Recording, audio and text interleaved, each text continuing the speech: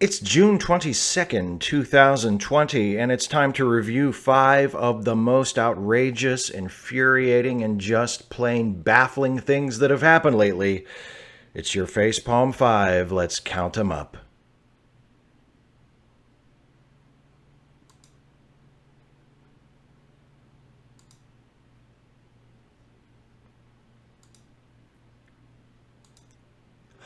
Number 1, John Bolton publishes a book with all the stuff he couldn't tell Congress for some reason. Hi, everybody. Welcome back to the Facepalm 5. Let's get right to it. So, former National Security Advisor John Bolton publishes his book this week, tomorrow, technically, and the book is titled The Room Where It Happened. A title I guarantee the author had nothing to do with and is a reference he did not get until someone explained it to him, at which point he rolled his eyes and gave an acquiescent nod. The book contains earth-shattering revelations that Donald Trump attempted to convince a foreign head of state to help him win re-election, offering a quid pro quo arrangement if the leader agreed to help him.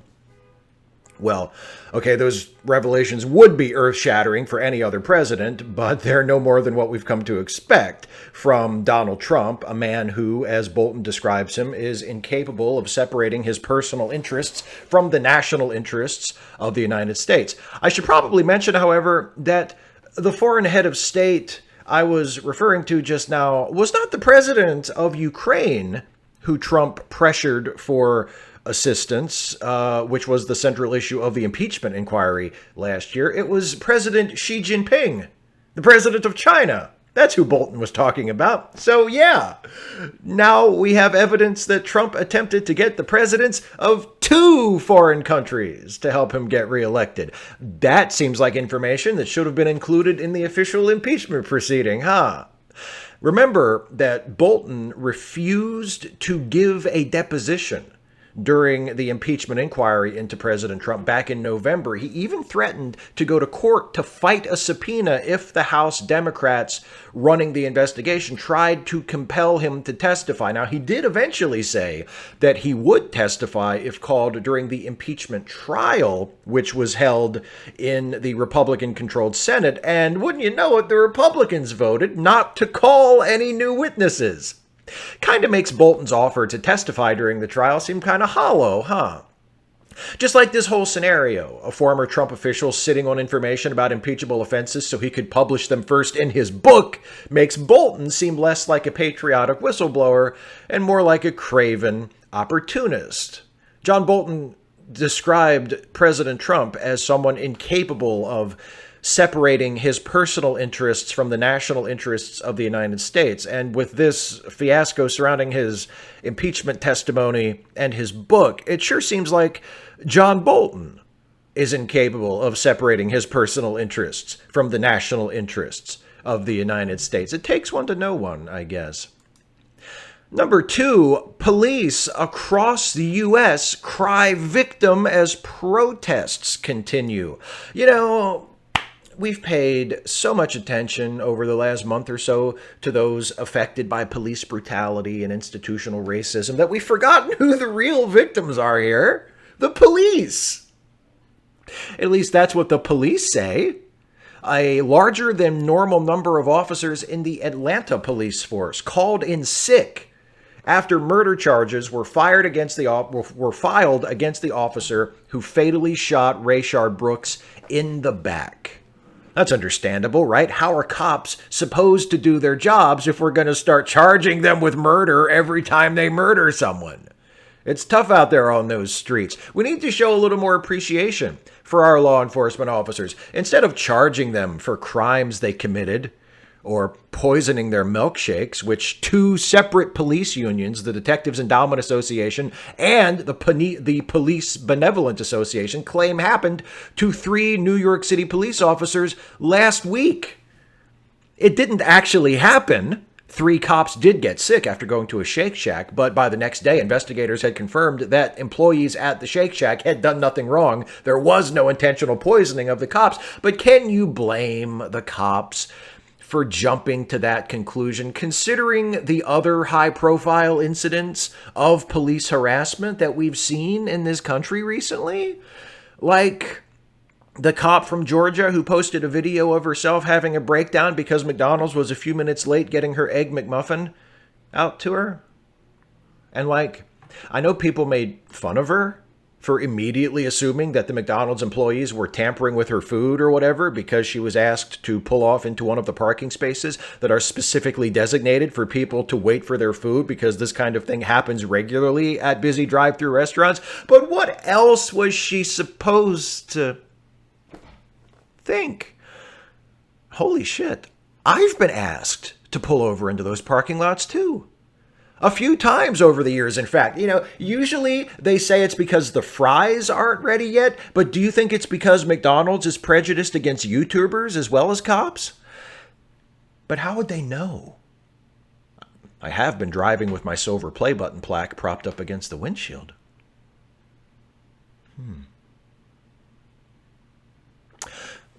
In all seriousness, before this next segment, I want to give everybody watching a friendly word of warning. The next segment will include references to sexual assault and sexual harassment. There won't be any images. It'll just be me talking.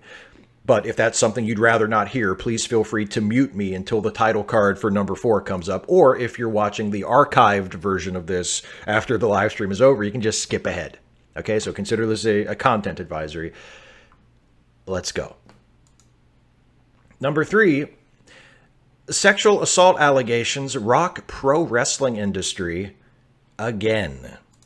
And this will come as a shock to many of you, I'm sure. But the professional wrestling business does actually have a seedy, unsavory side to it. That unsavory side was revealed to the public, again, this past week when numerous wrestlers and others involved in the business, mostly women, but also some men, began speaking out about sexual misconduct in the industry. The misconduct in question ranges from misogynistic jokes, verbal harassment, and other behaviors that have created a hostile work environment at pro wrestling shows, to wrestlers being pressured to exchange sexual favors for being booked or prominently featured on shows, to acts of sexual assault. Accusations initially centered on prominent names on the independent circuit, most notably David Starr, who has been a main eventer in the European Indies for years. And Starr is accused of emotional and physical abuse by multiple women, and as a result, several companies, including We the Independent, which Starr co-founded, have cut ties with him. The accusations soon expanded to include several performers under WWE contracts, including Jack Gallagher, who has already been released from his contract, and Velveteen Dream, Jordan Devlin, and Matt Riddle, who so far, as of this live stream, are still with the company. AEW wrestlers have been named as well, including Jimmy Havoc, who has entered treatment for substance abuse issues after being accused of sexual and emotional abuse. Ring announcer Justin Roberts, who apparently solicited sexually explicit photos from a teenage fan in 2014. And just today, Sammy Guevara, who was recorded a few years ago on a podcast joking about how much he wanted to rape a female wrestler when he saw her at a tryout camp. Former wrestling manager and promoter Jim Cornette and his wife, who is also a former wrestler, have been accused of pressuring wrestlers to trade sex for opportunities when Cornette co-owned and ran Ohio Valley Wrestling, which at the time was a developmental territory for WWE. And just to be clear, Ohio Valley Wrestling still exists and still runs shows, or did up until the COVID thing happened. But Cornette is no longer involved. He is no longer an owner of the company, so I don't want to defame the company as it exists now by pointing out these offenses of its previous co-owner. And there's also David Lagana, who was the vice president of the National Wrestling Alliance, who also resigned a couple of days ago after allegations of sexual misconduct. And here's the thing, that's not even all of it. And I'm sure there's more to come. And that's all on top of the sexual assault and abuse allegations that have already been widely known in the wrestling industry for years, and in some cases, decades. WWE, formerly the WWF, and before that the WWF, has a history of sexual harassment and assault dating back at least to the 1970s, with former wrestlers and non-wrestler employees reporting rampant sexual harassment in the locker room and efforts by company executives to pressure people into having sex. Vince McMahon himself was accused of forcibly groping a woman in 2006. The case was dropped because there were no witnesses. So, just as was the case with the Me Too movement outing predators in the broader entertainment industry a few years ago, we're not really learning anything new here, generally speaking.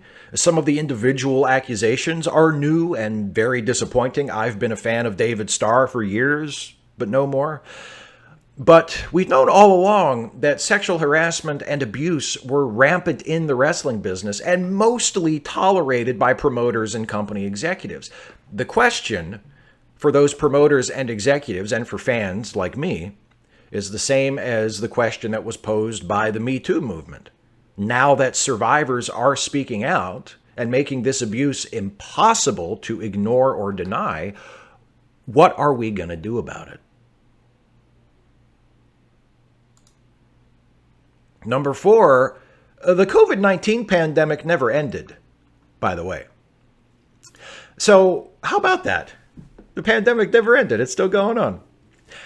People are still getting sick and dying due to the coronavirus. You'd never know it to look outside here in Maryland, where admittedly things were never as bad as other places in the country. People are walking around indoors and outdoors without masks on, making no effort to practice social distancing, and such reckless behavior is bad enough around here. In states where the rate of infection is much higher, the results have been predictably disastrous.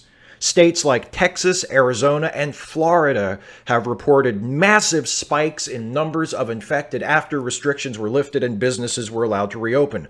Florida Governor Ron DeSantis has it all figured out, though. It's not all the people walking around without masks or gathering in massive crowds on beaches that are responsible for the uptick in COVID cases. No. It's the Hispanic migrant farm workers who are to blame. Quote, some of these guys go to work in a school bus and they are all just packed in there like sardines going across Palm Beach County or some of these other places, Governor Ron DeSantis said. So 2 points on this. First, the evidence indicates that this isn't actually true.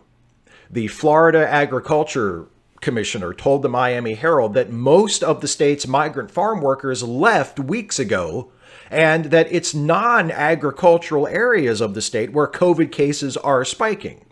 Second, even if it were true that the spike in Florida was due to migrant workers, whose fault is that? Maybe if they had better living and working conditions, maybe if they had more support from the state in terms of testing and treatment, Governor of Florida, they wouldn't be so vulnerable to becoming a hotspot for the virus, which they weren't anyway, you racist piece of fucking shit. Speaking of racist pieces of shit, now it's time for the segment devoted to some of the other things Donald Trump has done recently to disgrace the presidency and embarrass and or endanger the United States and the rest of the world. It's number 5, the further misadventures of Lord Dampnut. And please keep in mind, as always, the following is not a complete list. He complained about Supreme Court decisions, one striking down his attempt to end the DACA program, which he almost immediately swore he was going to continue trying to get rid of, and another affirming that anti-discrimination protections also apply to LGBTQ people by calling the Supreme Court decisions, quote, shotgun blasts in the face of people that are proud to call themselves Republicans or conservatives. His use of violent rhetoric there is par for the course for Trump at this point. And you know what? If court decisions that uphold the rights of persecuted and marginalized people are so offensive and threatening to Republicans and conservatives, oh well, isn't that their problem? Get your bigoted asses right and it won't be an issue.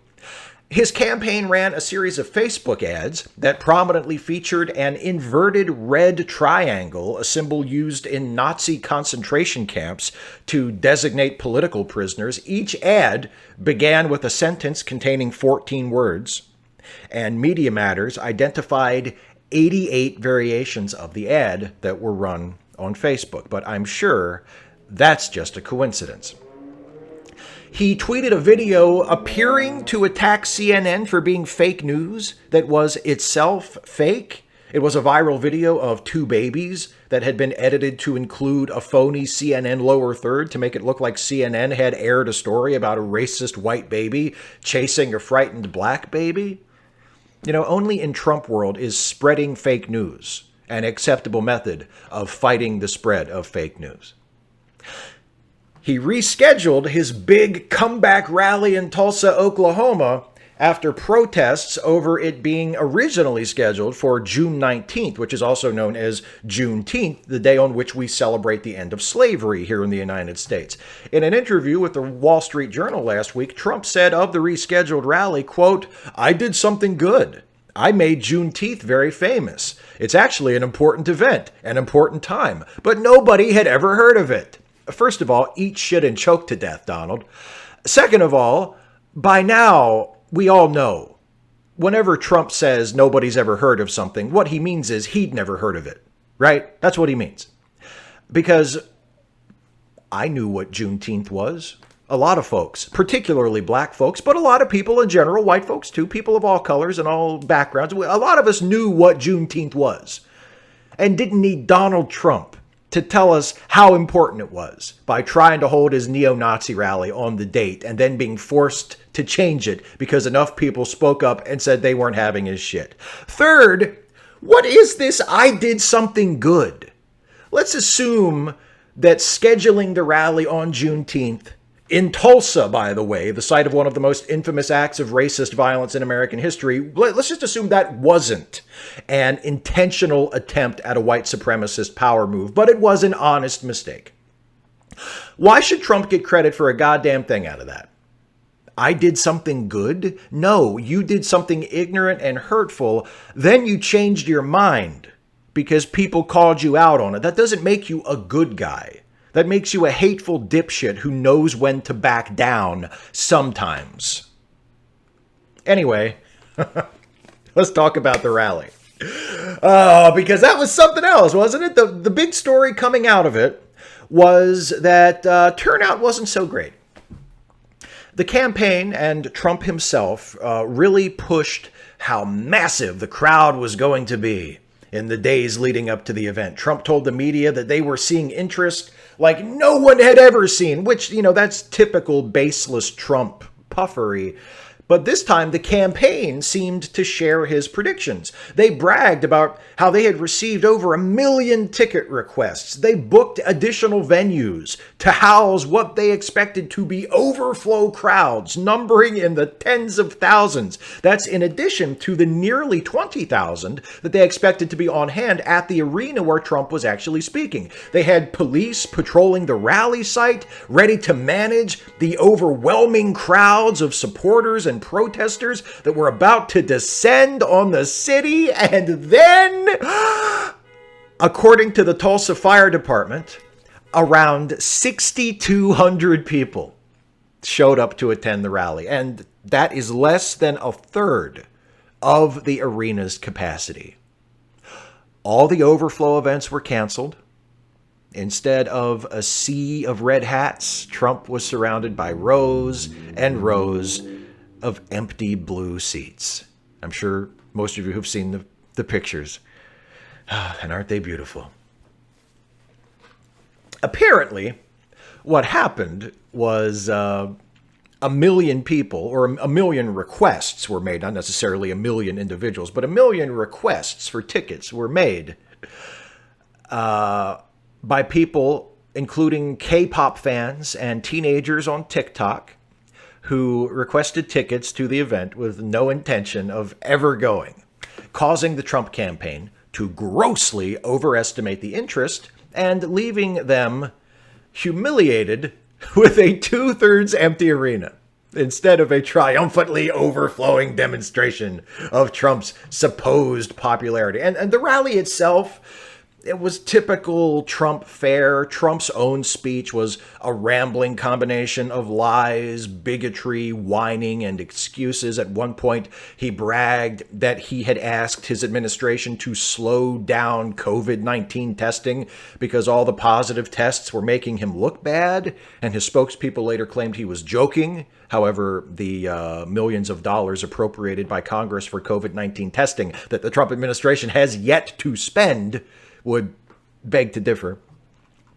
Trump and the campaign have been full of excuses for why it's not their fault that the rally fizzled, and the most popular talking point seems to be that many supporters were afraid to bring their families to the rally for fear of protesters. But the thing is, that's a lie. While there were some protesters there, no one there witnessed any attempts by the protesters to stop people from entering the venue. Everyone who showed up wanting to attend the rally was allowed to attend with no problem, except for one protester who arrived with a valid ticket, but who was denied entrance because she was wearing an "I Can't Breathe" t-shirt and was eventually dragged away in handcuffs for refusing to vacate the premises. Everybody else that I saw got in. All the Trump supporters who showed up wanting to attend the rally got in, and they had plenty of space when they got in there too. The truth is, nobody was at the rally because nobody showed up.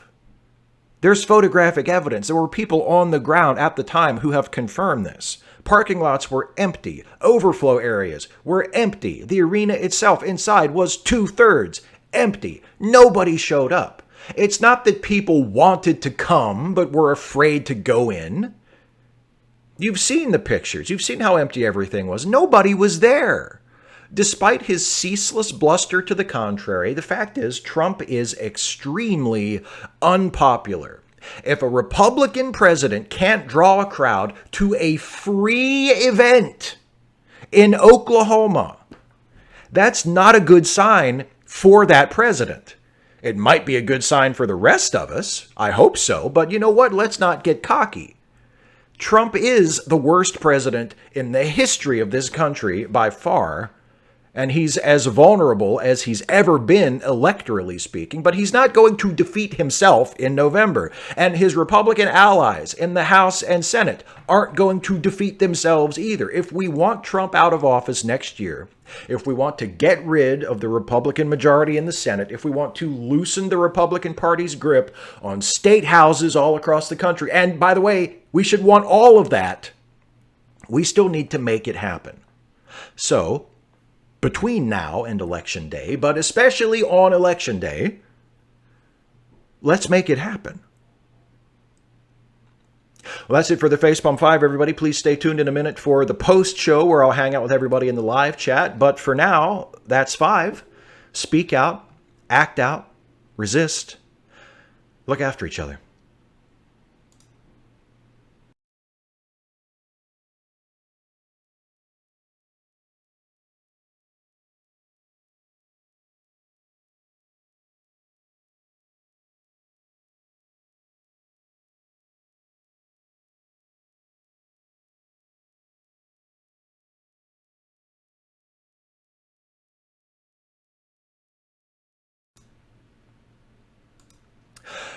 All right, hi everybody. Welcome back. Welcome to the post show, I should say. The proper Facepalm 5 is now complete. So thanks everybody for sticking around in the live chat. Before I get too far into this, I want to acknowledge some of my newest Patreon patrons. So let's do that, shall we, with some patron shoutouts. These are my newest $5 or more Patreon patrons. Plasma Burn Death. Thank you, Plasma Burn Death. Joy Aoki. Thank you, Joy. Ed Best. Thank you, Ed. James D. Thank you, James. Lalomi. Thank you, Lalomi. Dinker. Thank you, Dinker. Julian Sanchez. Thank you, Julian. Bovacat17. Vladimir Kuznetsov. Thank you, Vladimir. Desmond O'Toole. Thank you, Desmond. Mike. Thank you, Mike. Nick Mainpaw. Thank you, Nick. Trisha Brady. Thank you, Trisha. Dean Sturgis. Thank you, Dean. Brandon Johannes, thank you, Brandon. Lawrence Donovan, thank you, Lawrence. Ace Rumble, thank you, Ace. Margie, thank you, Margie. Lobo, thank you, Lobo. And Dave Donahue. Thank you, Dave. Thanks to everybody who is my Patreon patron at whatever level you are pledging. You can go to patreon.com/Steve Shives to become a patron of this channel for any dollar amount per month, $1 on up, whatever you can afford and whatever you think I'm worth. But $5 a month or more gets you a shout out at the end of the Facepalm 5 and also at the end of a Trek Actually video as well if you dig the Star Trek stuff. So that's it for the patron shout outs. Thank you all so much for the patronage and the support. And now let's see what y'all want to talk about in the live chat. I was chatting with some random geek in the live chat for just a little bit before the show went on the air, talking about the things that happened during the last 2 weeks that I didn't talk about during the main 5 of the show. So if there's anything that I didn't mention that anybody in the live chat wants me to mention or wants to discuss, please feel free to throw it out there.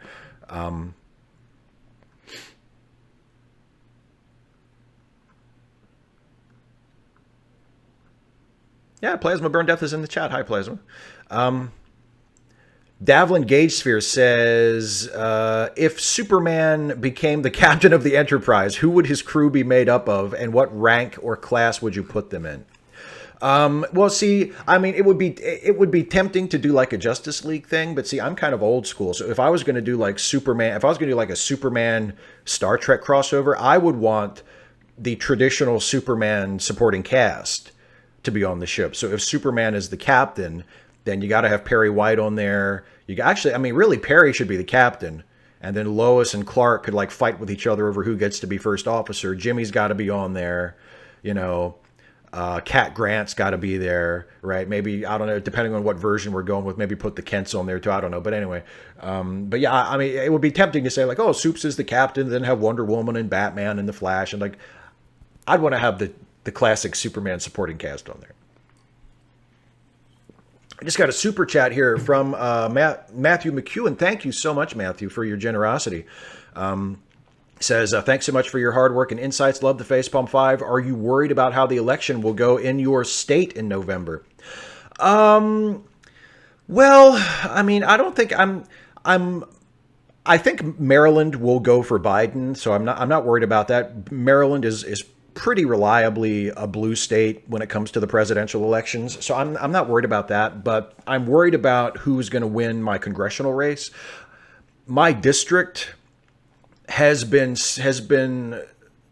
a pretty stable Democratic district for the past several election cycles, but one of the Republicans running for my district's congressional seat is Neil Parrott, who is a homophobe and a transphobe and just a Trump-supporting, bigoted asshole. And he's been in my state legislature for many years and has unfortunately represented me in the state legislature. And we've been sort of stuck with him. I mean, he's a bastard. He's an asshole, and he's fucking worthless.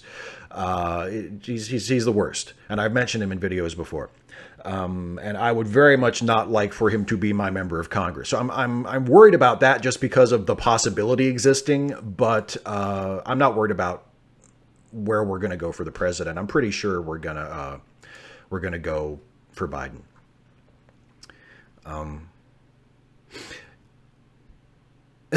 Jesse Genders in the hi Jesse. Love the Captain Shat there, Steve. Thank you. Yeah, I got Captain Kirk here, and as someone else pointed out in one of the comics that he stars in, dude is ripped.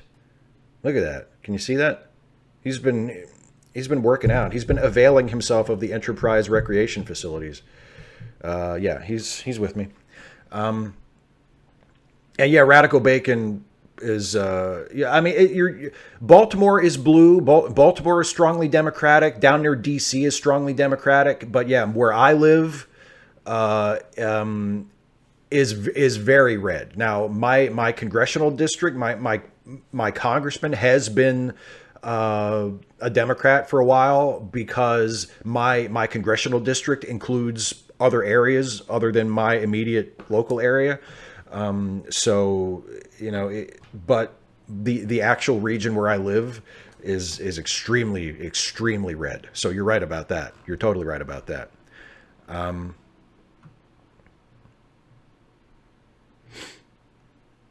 Frank Ellis says, vote libertarian. Yeah, okay. Vote libertarian if you want to throw your vote away.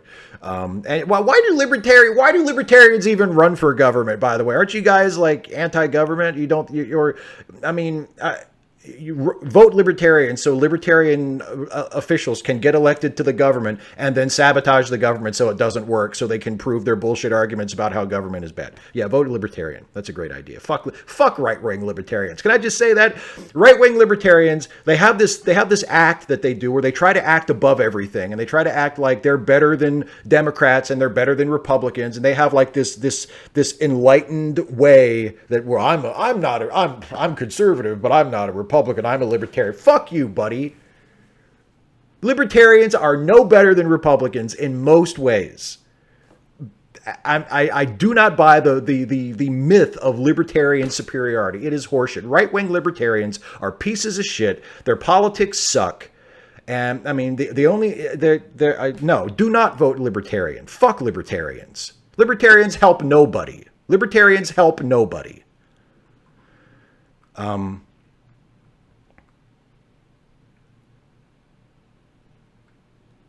Joe McClory says, Clark shouldn't be first mate. He always seems to be missing around during the big stories. Terrible. Yes, that's true.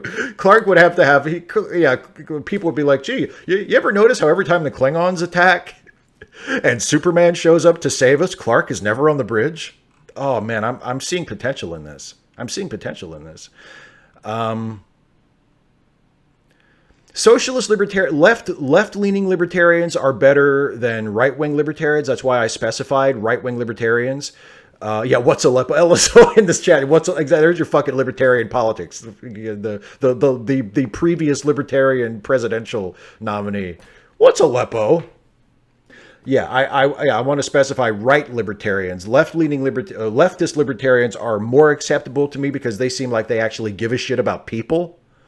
And about people as real beings, not as abstract concepts, not as thought experiments.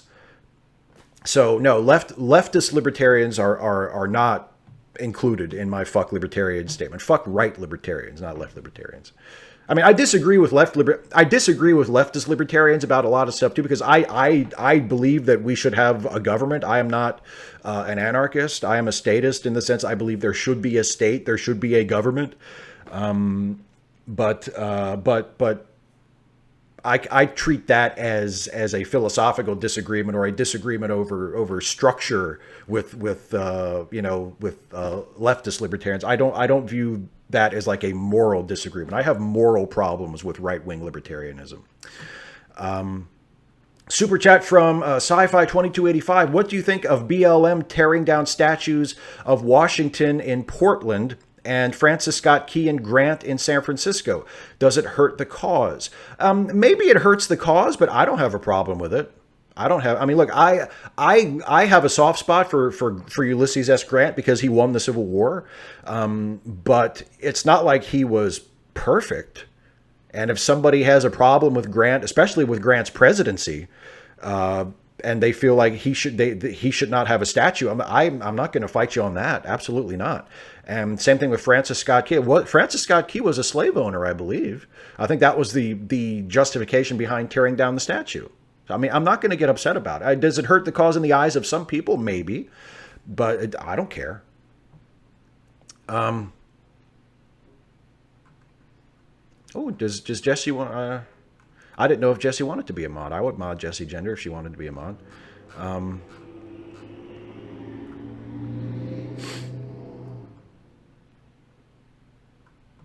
And then another super chat here from Caleb Horn. What do you think about Bill Barr firing the U.S. attorney in Southern District of New York, trying to kill any investigations in case Dump loses? Yeah, that's something that I didn't mention in the first part of the video that is important enough to warrant a mention here. Yeah, that whole bullshit fiasco about trying to fire the the U.S. attorney there from Southern District of New York, and first saying he resigned, and then he said, no, I didn't resign, and then Barr saying, well, the president just fired you, and then Trump saying, I didn't get involved. Like, yeah, that whole shit show. And of course it's to shut down investigations into Trump. That's all that Barr has really done since he became attorney general, is run interference and try to protect Trump. He acts like he's Trump's personal attorney instead of the attorney general of the United States. Of course that's what it's about. It's about shutting down investigations into Trump.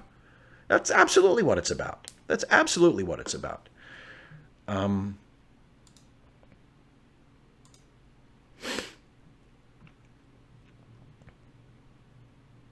Radical Bacon says Ulysses is a bomb-ass name. You can't change my mind. I agree. I agree completely. Lucas Woods, have you watched the new episode of Patriot Act? No, I have not. No, I have not. But I would like to, because I really like that show. E.R. Mixon's craziest theory says there will apparently be some familiar characters in Star Trek Lower Decks. Who do you want to see? Who do I want to see in Lower Decks? Let's see. It's supposedly set like in TNG era, but like sort of post Nemesis, right? Isn't that what I heard? Like it's not as far ahead as the Picard series, but it's after Nemesis. So I don't know. I mean, it would always be nice to see Geordi again. I'd love to see Worf. I think actually Worf in an animated environment would be really funny. So I'm going to vote for Worf. Super chat from Keely Hartle. Thank you very much. Keely Hardy, excuse me. How about we put up statues of the people pulling down the racist statues? Yeah, I agree. If every racist statue were replaced by a statue of people tearing down that old racist statue, I would be 100% in favor of that. 100% in favor of that. Oh, Jesse, I have not, believe it or not, I have not watched the Snyder Cut teaser. So I'm going to guess that I won't be too impressed by it. I don't, you know what? Here, like, you know what? I'm going to watch it right now. Fuck it. I don't care. I'll watch it right now. Snyder Cut teaser. Okay. It's 2 minutes long. So I'm going to watch it, and if anybody else, I'm not going to put it on screen though, but and he won't be able to hear it. But I'll just watch it, and I'll talk you through it as it's happening. Okay. Okay. There's Wonder Woman with a torch.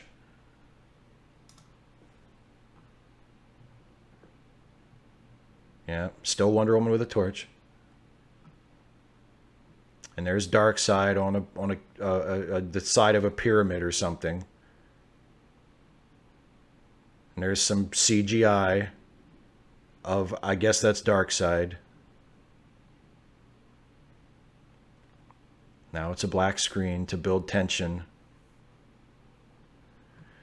And then we're talking about Zack Snyder hosting a watch party, screening his shitty Superman movie. And he surprised the audience with a special guest, Henry Cavill. And he has a mustache again. You know that was trouble last time, Henry. And during a Q&A, they answered a fan question.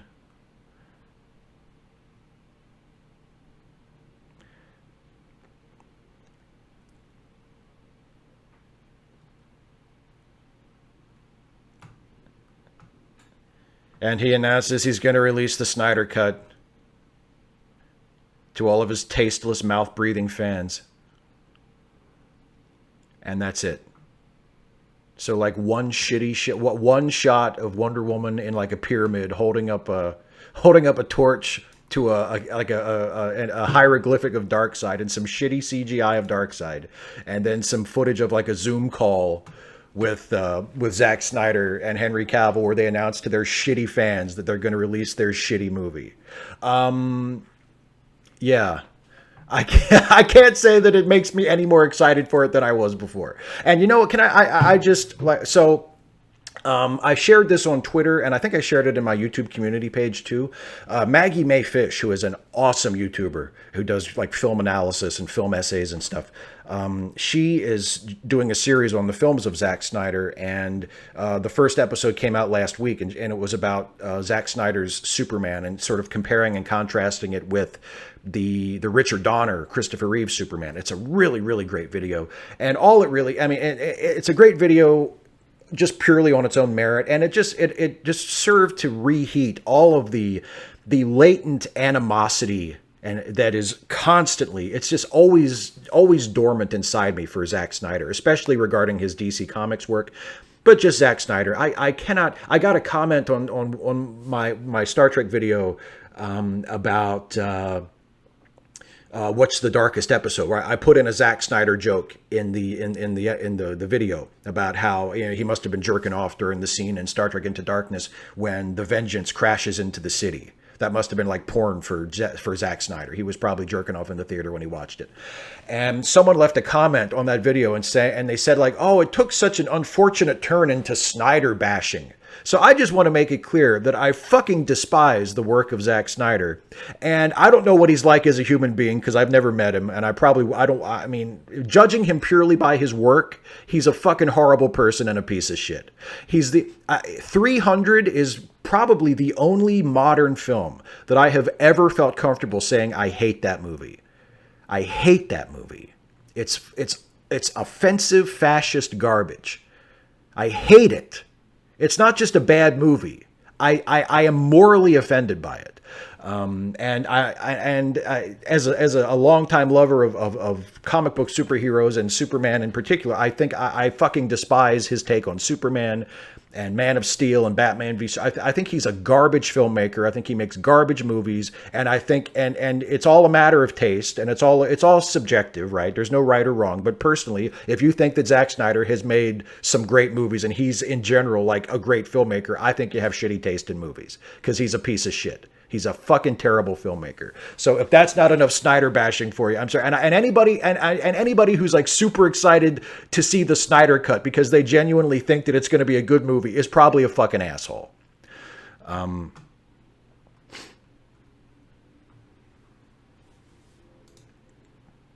Yeah, Jesse Gender points out in the live chat, he wants to make an Atlas Shrugged. Yeah, he's an Ayn Rand objectivist.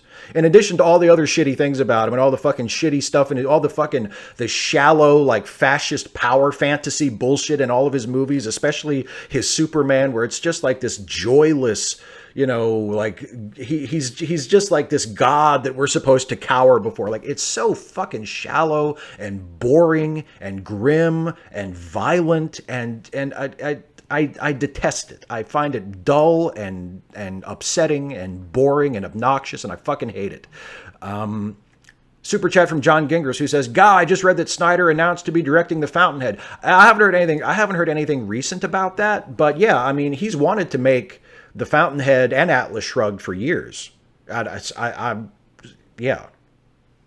He's an Ayn Rand aficionado. He's an immature, he's like a 14-year-old boy who never grew up. And that's his aesthetic. That's apparently his worldview. He's just a garbage piece of shit filmmaker. Harry Garrison, did I see Brightburn? I have not seen Brightburn yet. I do want to see it, but I have not seen it yet. Yeah, Chickenator X says, as for 300, Frank Miller is a piece of shit too. It turns out he is. Yeah, I didn't think so when I was younger because he hadn't gone full asshole Frank Miller yet, at least not in public.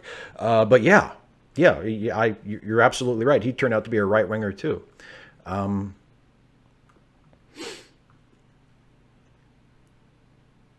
Yeah, Radical Bacon says, the thing about objectivism is no one who identifies with it sees themselves as one of the plebs. Isn't that interesting? It's funny how that works, right? Yes, aficionado. I like that.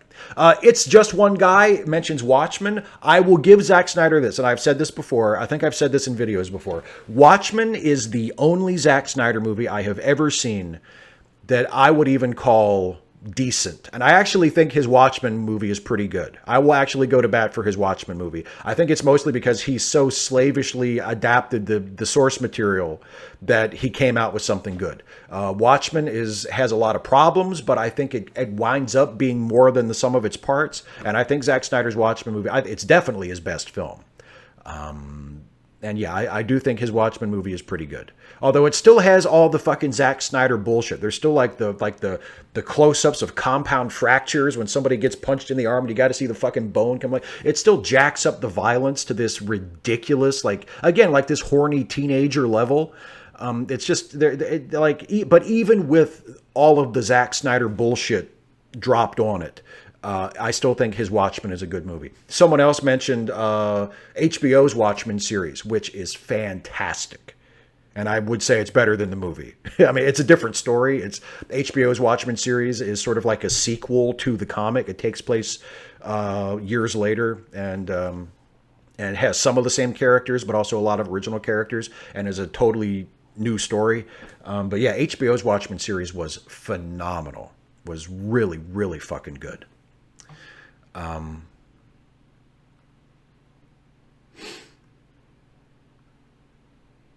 Jemshin says, so objectivism is the I would survive the zombie apocalypse of philosophy. Yeah, pretty much. Secular Scholar says, is it all right if I plug a friend of mine's Twitch stream? He tries to keep it friendly and he's more, yeah, sure, go ahead. Yeah, tell me who it is and I'll mention it on the air. It's fine. Joe McClory says, would you like to see Paul Verhoeven do a take on Atlas Shrugged like he did with Starship Troopers? That's really the only way it would work, is if somebody satirized it. If somebody said, hey, look how fucking awful this is. Yeah, it doesn't have to be Paul. Paul Verhoeven or some other sharp satirist who could, come at it from an angle. Yes, and Watchmen, Keeley points out, HBO's Watchmen is on Hulu for I guess for a few more weeks. They released it for the month, didn't they? Yeah, normally you would have to subscribe to one of HBO's 15 different streaming services. Although I think they're trying to whittle it down just to HBO Max now. But yeah, to watch Watchmen. But now if you have Hulu, it's available on Hulu as well. 255 AD says, what do you think of that Voyager episode where a copy of the Doctor gets discovered by alien historians 700 years in the future? It's my favorite episode. I think it's a pretty good episode. It's a really interesting idea. It's one of the more interesting concepts that Voyager played with, for sure. I've never really thought of it as one of my favorite episodes. It doesn't really leave much of an impact on me other than to think, wow, that was a neat idea for an episode. But I think it was good. Yeah, I remember it being a pretty good episode. Der Alta Trekkie says, would Space Patrol be something for you to watch? Also, Wonder Woman as Captain, Steve Trevor as XO.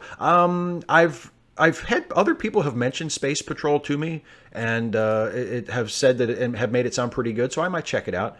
And yeah, Wonder Woman as Captain and Steve Trevor as First Officer sounds pretty cool to me, actually. Michael Wilson says, we didn't mention Trump defending military bases named after Confederates. That's something else that we could have mentioned. I probably could have put that into the Further Adventures of Lord Dampnut, and I just left it out. Yeah, Trump. You know what I love? He said, and he said this a couple of times in his presidency, usually in response to people saying, we should take down rebel flags and we should take down statues of Confederate heroes. He says, well, where does it stop? If you take down the statues of Confederate heroes, well, where does it stop? Well, it stops when all the fucking statues are down. And because it always goes like, what if they take down statues of Thomas Jefferson? What if they take down statues of George Washington? What if they fucking do? What if we actually have a serious reckoning with the shitty parts of our history for the first time ever in the history of the United States? What if we're actually forced to deal with the fact that our greatest early presidents were all fucking slave owners? What if we actually have to confront that and deal with that instead of just erecting statues? What would be so bad about that? Where does it end? It ends with that. It ends with us actually being forced to face the shitty parts of our past that we have quite literally whitewashed for centuries. That's when it ends. And like, please explain to me what would be so terrible about that. 255 AD says, I was pleased to find you thought The Thaw was a good episode. Why do you think the episode isn't very highly rated? I don't know.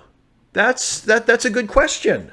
Maybe because it was in the pre-7 of 9 years, and those episodes aren't as mentioned. Maybe because there are other episodes of Voyager that are bigger in terms of concept or in terms of gimmick, like Future's End or Year of Hell or some of the big Borg episodes, or Timeless, the gimmick they did for their 100th episode, where it was like an alternate future where Chakotay and Harry had to come back in time to prevent Voyager from being destroyed. Like there are some episodes that Voyager did that have like really big, like high concept stories that are easy to remember.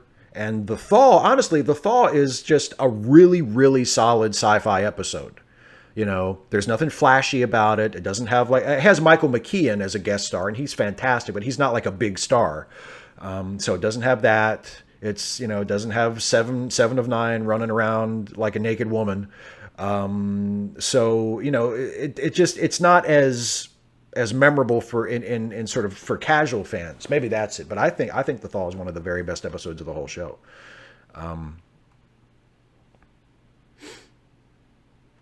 Flint Reed says, what's your favorite Ferengi heavy episode?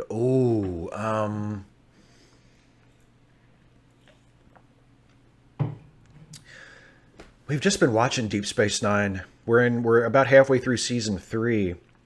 And by the way, no disrespect about the 7 of 9 naked, but that's more of a shot at the costume department than at the character or Jerry Ryan as an actor, because I think I've made it clear that I think she's a terrific actor and a terrific character. Just in case there's any misunderstanding. Favorite Ferengi heavy episode. The episode where Quark has to go back to Ferenginar because I think it's the first Moogie episode when he finds out that his mother is causing trouble. That's a pretty good episode. Most of the episodes where Brunt shows up are pretty high on my list. Profit and Loss is pretty good. Yeah. Yeah, but it's hard to pick one, though, because I've come around. I never used to like the Ferengi episodes, but as an adult, I really rediscovered them, and I think that they're actually, some of them are actually really good.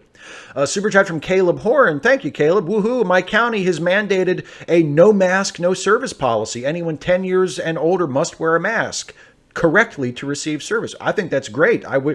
That's how things should have been all along for the last few months. I hope that it helps. I hope that it helps to stem the tide. Yeah. Christy Abbey says, casual Voyager fan, think The Thaw is the best too. Yeah, it's a really, really good episode. Oh, House of Quark also. Francois Lecomte points out House of Quark. I just watched that one. That's a good one too. Some good Gowron bits in that. Because a lot of it takes place on the Klingon homeworld. Some good Gowron stuff in that too.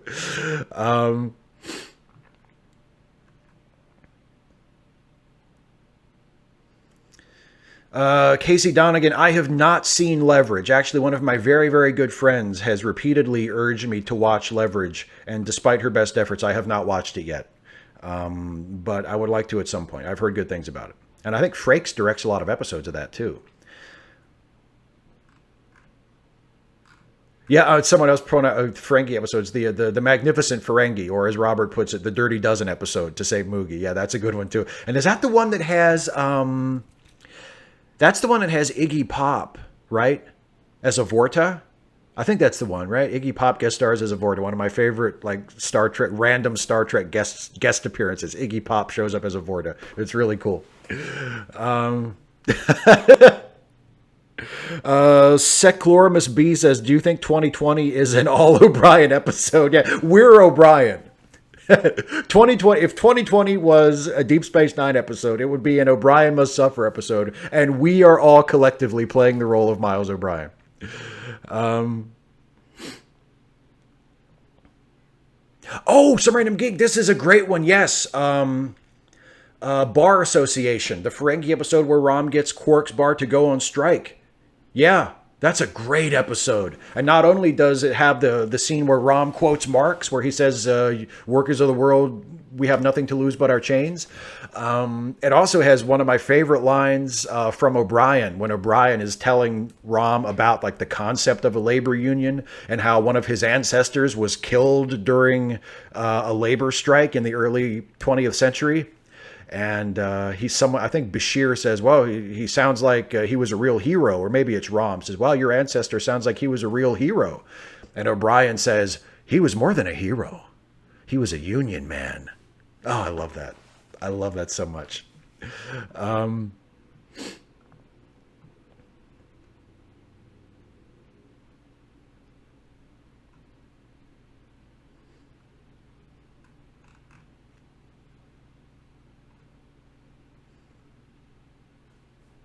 Duranta Trekkie says, how do you think a proper James Bond DS9 would work? Just Bond, Julian, and Garrick. And I would love a spy series with Bashir and Garrick as like the buddy cops. I think that would be terrific. Christy, I have not watched Disclosure. Sorry. I have not watched Disclosure. Another super chat from Caleb Horn. Thank you again. Have you seen the vid of a guy ripping into a Louisiana school district for wanting to name a new school after Robert E. Lee? Read the room, people. I have not seen that video, but yeah, exactly. Read the room. Like, exactly. Radical Bacon says the Wachowski sisters do Atlas Shrugged. That would be interesting. That would be interesting.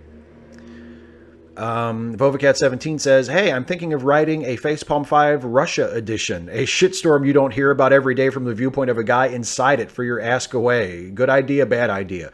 I would be interested in it. I would be interested to read it. If you're going to do it for Ask Away, try to keep it short, though, because I'm trying to discourage people from writing me like essays for questions. Like if you want to do it as an Ask Away question, try to keep it as brief as possible. But yeah, I think it's a terrific idea. I would love to hear about, you know, what's going on in Russia from someone who's actually there. That's very intriguing to me, and the kind of thing that, you know, we don't really get here in the States.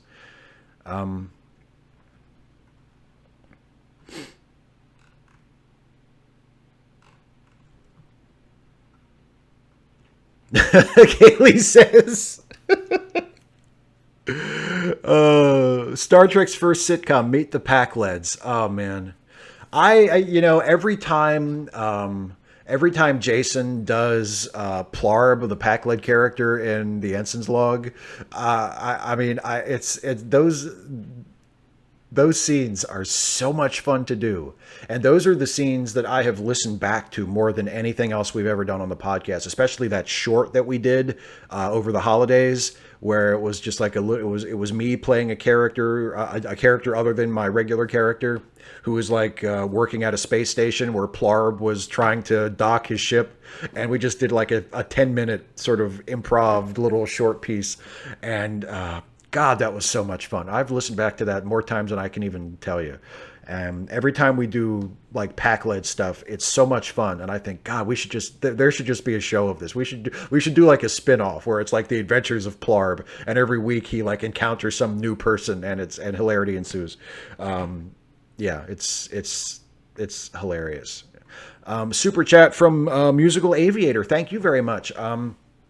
I'm working from home. Our remote login system and phone and Skype just crashed. Apparently a sinkhole has opened up on our street at work. Oh my God. I'm sorry to hear that. That sounds serious. Well, I'm glad you could join us at least. 255 AD says, I feel weird about Ishka's story arc because it's about female empowerment, but female empowerment via capitalism. That is neoliberal feminism. Thoughts on that?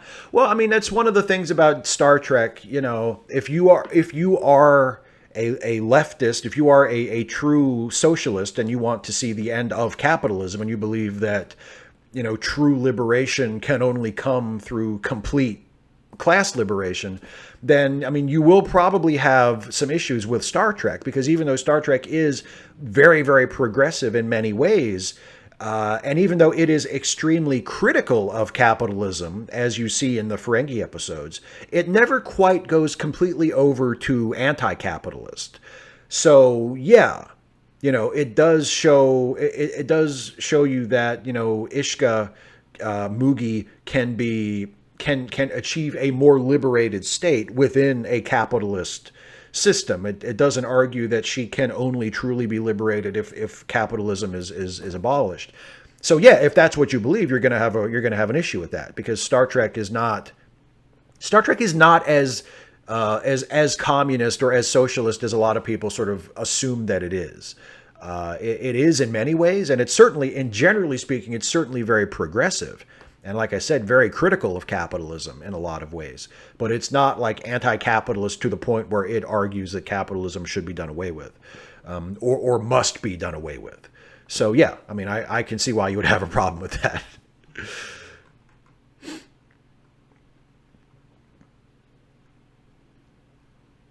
Serendip Geek says, sorry for writing essays in the Askways. Well, but I mean, it's not just you, buddy. I mean, a lot of people have been doing it, and it's just, it's getting to the point where, but fortunately, I have a lot of patrons now, and a lot of people want to ask questions on Ask Away, which is awesome. Like, that's what the show is there for, and that's why I have that feature. That's why I solicit questions from patrons beforehand, because I love giving people the opportunity to get on the show and ask stuff. So it's not just you. A lot of people have started and have been for a while, have like been asking really, really lengthy questions. And it just, it piles up. So I need to start sort of nudging people to ask shorter questions. Super chat just came in from Jesse West Bateman. Thank you very much. Just wanted to say thanks to both you and Jason. Binge re-listening all of Late Seating and Ensign's Log helped get me through the lockdown up in Seattle. Well, thank you very much. I'm glad that we could help you. That really makes me feel good. Yeah, I mean, I probably talk mostly about Ensign's Log because it's a Star Trek thing and I'm a Star Trek nerd, but I mean, Late Seating is also one of my favorite things that I do, and is doing both of those shows. I mean, it's such a joy. I love working with Jason. Jason is like the funniest guy and the most incredible collaborator you could ever have on a creative thing. Like, he is so good and so funny and so sharp, and so open and receptive and giving, and makes so much room for you as a performer to come in and do your shit, and is able to make things work that might not otherwise. He's just the best. He's the best. And he's a great guy. So it's great working with him, and I love the shows. So I'm really glad that you went back and listened to a bunch of them over again, and I'm glad that we could help, because they're a ton of fun to make, for sure. Let me see.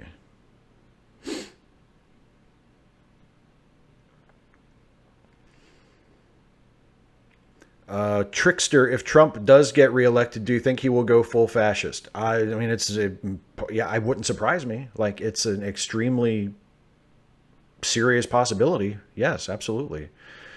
And as Geralta Trekkie says, I'm on page 129 of my book/fanfic. With that book in mind, ever watched The Librarians with Noah Wiley, Rebecca Romaine, and that guy from Leverage? No, I have not. I have never watched The Librarians. There's another one I saw up here too. Oh, and Jesse's leaving. Bye, Jesse. You're probably gone already. Love you too. Good to see you.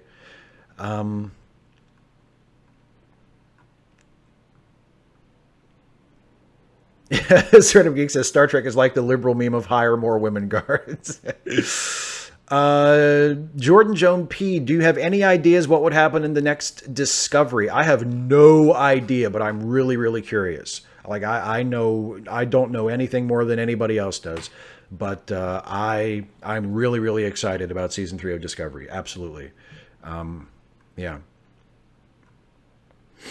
Oh, I have not, Summer Name Geek, I have not seen Renegade Cut's video on Forrest Gump and American values, but yeah, if it is critical of Forrest Gump, I know Jason, especially on our Forrest Gump show, had some really, really great, like, very critical things to say about Forrest Gump and why, and what its popularity says about our culture, and what its view of our culture and of human behavior says about it. It was a really, really interesting show that we did on Forrest Gump. Flint Reed says, both myself and my 76-year-old aunt listen to Ensign's Log and love it. Please keep it going. Maybe Spot can help you guys get on the Enterprise D. Oh, Liz, well, thank you very much. I'm so flattered that you guys listen to it. So thank you for that. And don't worry, the show is going to continue after this season.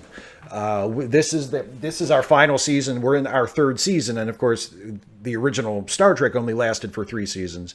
So our show is not ending after the 3rd season. We are going to be going on after the 4th season, or, for sure. So don't worry about the show ending because we're getting to the end of Star Trek. There's other things to come in the future. So believe me, we have thought of some ways to get on the Enterprise D. I'll just put it that way. We've talked over several possibilities, and one way or the other, the show will continue once we get to the end of Classic Trek. No doubt about it. Super chat from John Gingras. Thank you, John. Plarb meets Nagilum, the evil face monster that exists outside normal space. That's an idea.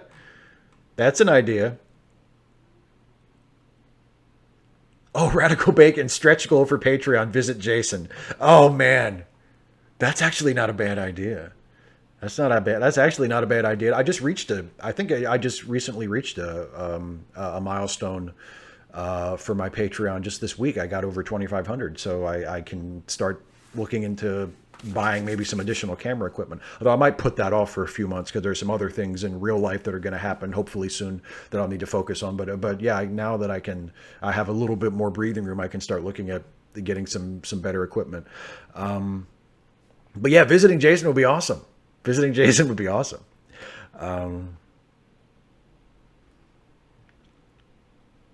Two Tribe says, I want to see Plarb talk to Voyager. Blink twice if this is already happening. We've never talked about that, but that's also a really good idea. Deralta Trekkie says, if you could do a crossover between you, Linkara, SF Debris, what would you like to do? I will be completely honest and tell you I have watched almost none of their stuff, so I have no idea. Like, I think people would probably be disappointed and surprised to learn how little I actually watch other YouTubers. Like, I don't usually have time to watch a lot of YouTube. So I think I've probably seen 1 or 2 SF Debris videos like over the years. But I don't know if I've ever seen a Linkara video. And I haven't seen more than a handful of SF Debris videos. So I can't really tell you. So sorry about that. 255 AD says, presuming it happens, what will your emotional reaction be the moment after the election is called for Biden? A profound relief. Profound relief. A nice long exhale and the feeling of just being able to relax for a little bit. And that will probably last until Biden takes the oath of office, and then I will feel like, okay, now we have to get back to work, and now we have to work on pushing Biden to do what we need him to do. Because Biden is going to need managing. Biden is going to need work. Biden will be a fine president, but we're going to have to, we're going to have to work on him.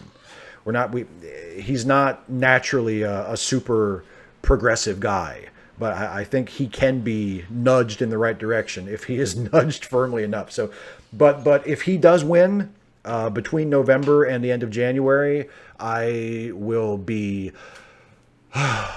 just be relaxed. And I mean, I don't want to get ahead of myself, and I don't want to get too attached to the feeling because it hasn't happened yet, and it may yet not happen. But yeah, that would be really nice. That feeling would be really nice. The ability to just relax. Yeah, Jemshin says all the booze and probably a long nap. That's good too. Radical Bacon, I might cry. Yeah, I mean, it will be complicated because Biden is not my first choice. Biden is not someone I would necessarily pick off of a list of people if I would, pick someone who you think would be a great president.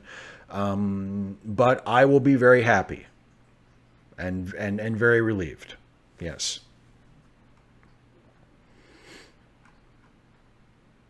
Yeah, Serendum Geek is right. Yeah, there is still a shit ton of work to do. Exactly. You can't just be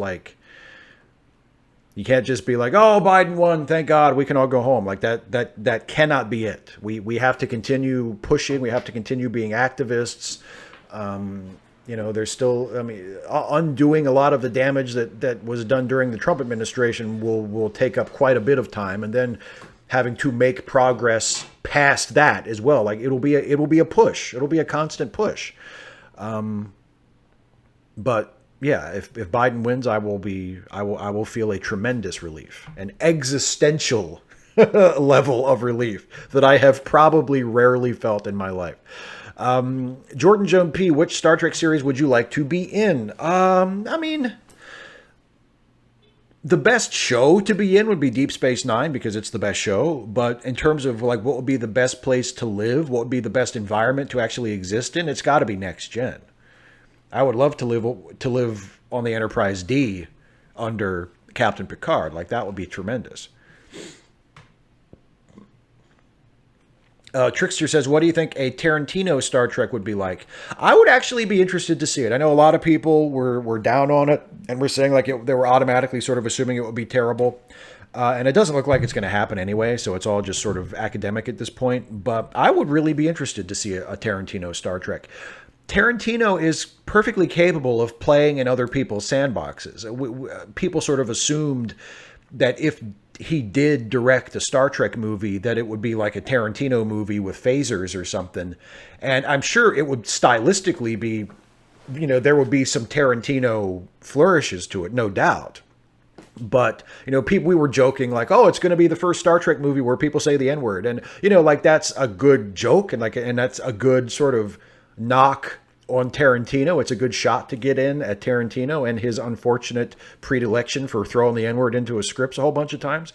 But I don't think that's what it would be. Like, I don't think it would be like a Star Trek movie where everybody is throwing motherfucker and cocksucker and the N-word around. And, I don't think that's what it would be. I'm sure there would be some profanity because Star Trek has loosened up a lot in terms of letting characters swear. But I don't think it would be like, it wouldn't be Pulp Fiction in space. You know what I'm saying? It wouldn't be like Kill Bill in space. I think it would be really interesting. It might be bad. It might be good. But I would be interested to see it. But like I say, it probably isn't going to happen.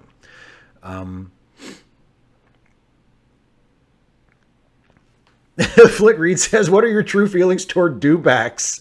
And can you express them as Vader for us?" See, that's Jason's bit. I don't know. I don't feel right about that. That's Jason's bit. And how can I do a proper Vader voice without the audio distortion? I can't do the audio distortion for you right now. Oh, honey glazed ham. Okay, this is a good one. Thank you for the super chat, by the way. Real shame about Cornette. Really did enjoy his old school wrestling shoots and him burying the universe. Doesn't make up for being a scumbag, though. No, Jim Cornette is one of the bitterest disappointments of the wrestling business for me in the last year or so. I mean, Cornette has always been problematic. Cornette has always had some pretty serious issues. But I mean, in terms of like his view of the wrestling business and what he thinks constitutes good wrestling, I agree with most of what he says. And I think as a booker, as someone to run like a wrestling company, like I probably wouldn't argue with him all that much about stuff. Like I think his view of pro wrestling lines up fairly well with mine. The only difference is I'm a lot more flexible when it comes to new stuff. Like I don't automatically hate everything new. Like I think Kenny Omega is a terrific wrestler. I think maybe he's a little overrated by his most ardent fans, but overall I think he's fantastic. I'm not a huge fan of the Young Bucks, but I don't hate them. I don't think they're killing the business or anything. But the real problem with Cornette is that, he's just an asshole. And he says bigoted things. He says homophobic and transphobic things. I don't think he means any harm, but he says them casually as though it's no big deal. And then when people call him out on it, he digs in his heels and he's just a fucking asshole about it. And same thing with racism. I don't think in his heart he thinks of himself as a racist person, but he says casually racist things. And then when you call him out on it, he digs in his heels and he acts like you're the asshole for being offended by it. And then that's not even getting to all the sexual assault stuff that was brought out about him this week that I mentioned in the first part of the show. So, I mean, yeah, it's a huge disappointment. It's a huge disappointment because in terms of, other than the fact that he's like really, really inflexible about new stuff and has kind of a closed-minded view of modern wrestling, other than that, his credentials as a wrestling mind are unmatched as far as I'm concerned. It's just a shame that as a person, he's such a piece of shit. Yeah, white fragility is part of it. Sure, white fragility and hetero fragility and cis fragility. I mean, there's just, you know. Yeah, Sofa Justice Warriors. Cornette's Double or Nothing review was such a bummer to listen to as a trans person. Yeah, I mean, he said some shit about he said some shit about Nyla Rose that really got on my nerves because Nyla is trans, and he was saying how, like, you know, they should have made it into an angle. They should have they should have tied into the whole, like, transphobic people being pissed off at trans women for competing in women's sports and made that part. And it's like, Jim, just shut up. You don't know what the fuck you're saying. You don't know what the fuck you're talking about. Like, and just shut up. Like, I think Nyla has proven that she can work perfectly well as a heel and be a great fucking heel, because she is a great heel.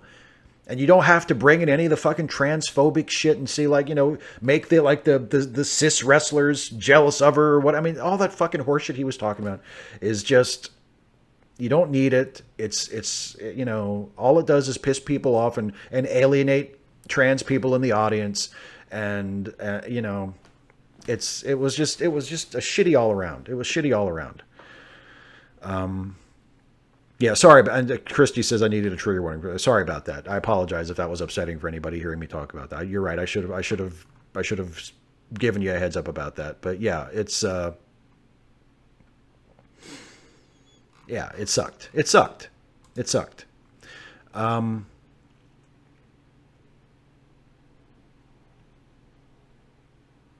Mr. Camerite says, "Do you think Trump is the Jerry Seinfeld of presidents because he is all about nothing?" No, I don't, because here's the thing. Seinfeld, the show, was not about nothing. Like, that was a great tagline, but Seinfeld, the show, was actually a really sophisticated comedy show that was incredibly well written and was actually about all kinds of stuff. So, you know, that slogan that, oh, it's the show about nothing, it's not actually true. It's a great marketing phrase, but it's not actually true. Whereas Trump actually is a complete empty vessel who is just filled by the hatred and bigotry of whoever the last person he talked to, or whatever he thinks the fucking rubes that vote for him, the suckers that still would vote for him, want to hear. Like, so I think Trump is actually closer to genuine nothing than Seinfeld ever was.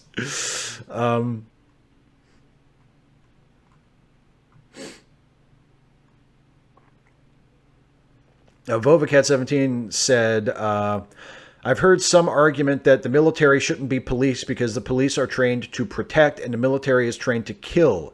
Anybody have a problem with having people trained to kill anyway? Well, yeah, sure. I mean, yeah, it is. There's like this artificial separation that we create, where it's okay if we do it to people in other countries. It's not okay if we do it here.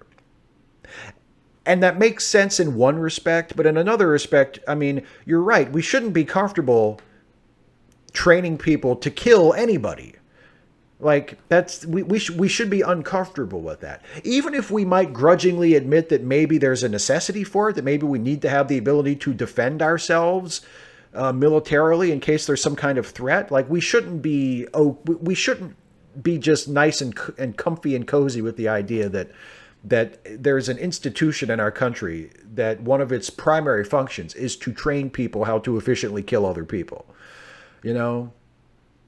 And the idea that, well, you know, we shouldn't militarize the police because the police are here to protect the population of our country, you know, and enforce the laws within our borders. And the military is meant to be deployed outside our borders or to defend our borders, you know, not to be used against people in this country. And I mean, I do think that is a useful and a meaningful distinction.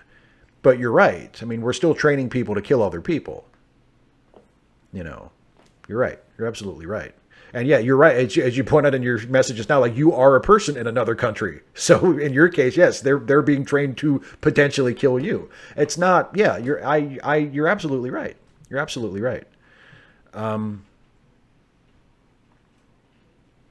Although Radical Bacon points out, yes, the military does have stronger rules than the police. I think I pointed this out in the last Facepalm 5, when we were talking about the police brutality and the police attacks on protesters, like police have attacked protesters in this country in the last month and have done things to unarmed, peaceful protesters who were presenting no threat at all that members of the military are not allowed to do to enemy combatants during a war. I mean, think about that. Think about how fucked up that is. The American law enforcement were doing things to unarmed protesters that under international law, I mean, soldiers in war still do fucked up things, but it's illegal. Like, you're not supposed to do it. You're not allowed to do it. But there are international laws governing conduct during war, and soldiers in war are not allowed to do some of the shit that police have done to citizens in this country.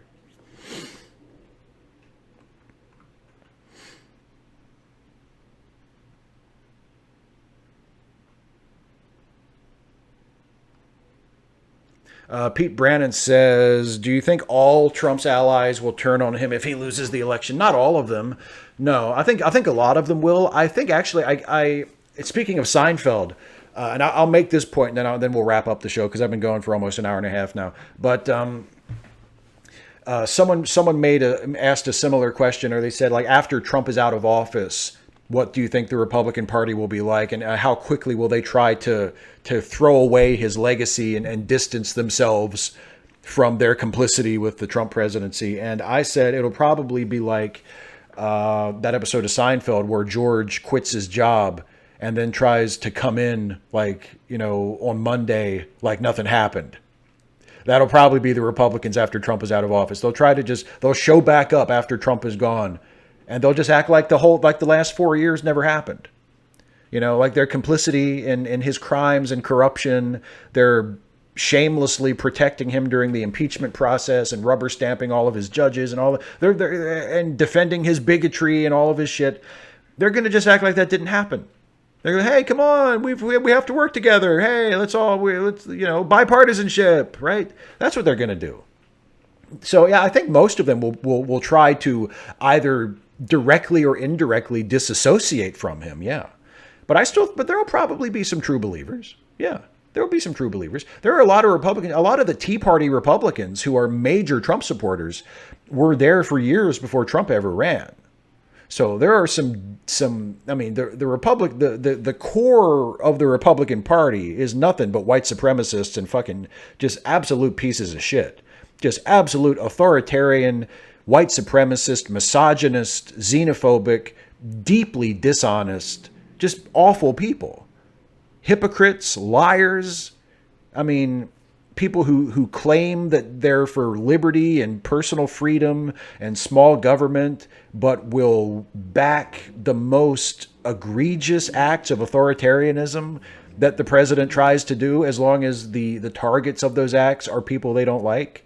So I mean, that core was there in the party before Trump ever ran, and it'll still be there after he's gone.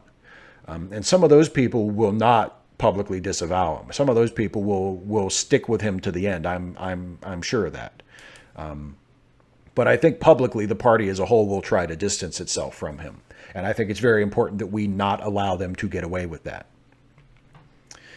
Christy Abbey has, at least Steve King is out. That is good news. That is good news. I mean, the guy that he lost to is just as big of a piece of shit as he is. But it's nice that Steve King is out, because Steve King is a white nationalist, and I think the guy who beat him in the primary is a Trump supporter as well. So it's not that big of an improvement. But Steve King is like one step removed from an out and out neo-Nazi. So it's good that he's gone, for sure. It's good that he's gone.